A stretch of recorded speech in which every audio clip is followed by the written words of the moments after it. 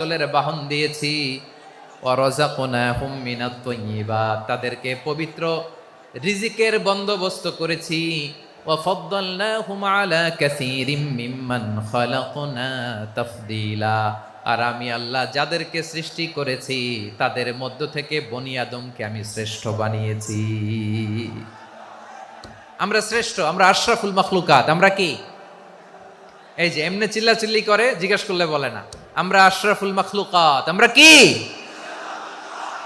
শ্রেষ্ঠ, সবার চেয়ে সেরা। আমাদের মতো করে আল্লাহ কাউকে বানায় নাই। দুই পায়ে ভর করে শির দ্বারা এরকম স্ট্যান্ড রেখে মাথা উঁচু করে দাঁড়াতে পারে এরকম কোন প্রাণী পৃথিবীতে আছে?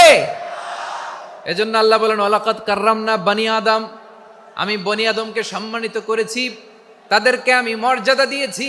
তাদেরকে আমি যত মর্যাদা দিয়েছি আমার কোন সৃষ্টিকে এত মর্যাদা দেই নাই। পড়েন সুবহানাল্লাহ। I have dignified the status of the sons of Adam. আদমের সব সন্তানের মর্যাদা আমি বাড়িয়েছি। আল্লাহ এখানে বলেননি ওয়ালাকাদ কাররামনাল মুমিনিন, আমি মুমিনের মর্যাদা